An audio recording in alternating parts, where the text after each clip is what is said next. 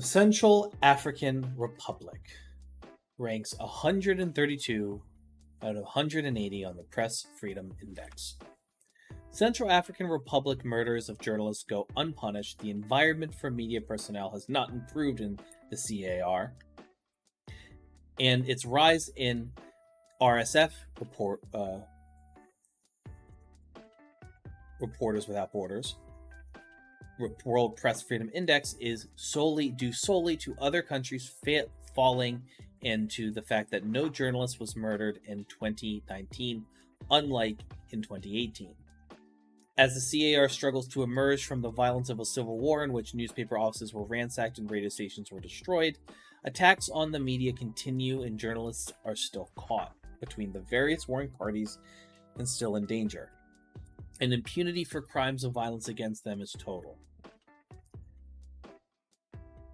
Those responsible for the murders of 3 Russian journalists in July of 2018, after the journalists arrived in the CAR to investigate the presence of Russian mercenaries, have not been identified. Russian mercenaries, most likely being Wagner in this case. The Wagner group is very well known to sell swords for dictators. So telling them we'll kill insurgents and break up protests for you.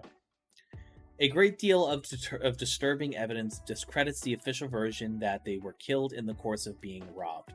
No hypothesis can be ruled out, and only an independent international investigation, which the RSF has requested, would be able to provide credible answers. The murders of Central African journalist Elizabeth Blanche Olofo, Desir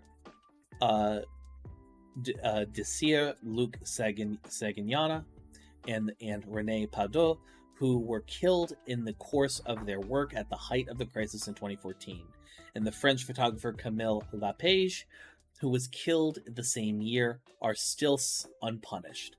6 years after Lapage's murder, the RSF continues to request a field investigation, including a reenactment of the murder at the scene. Much of the country is not controlled by the state, and the authorities are increasingly intolerant of criticism. Journalists who interview the various parties to the conflict are often treated as spies or as the accomplices of armed groups and are often the targets of violence. This was seen again in 2019 when a policeman fired at a journalist in Bouar and violence was used to detain 2 French reporters in Bangui. The vulnerable and easily influenced print media published little more than editorials, rumors, and smear campaigns. Several newspapers were sanctioned in 2019, backed by Switzerland's Foundation of Harandel Radio. Indique Luca is one of the few media outlets providing properly sourced reporting in a landscape scarred by years of conflict.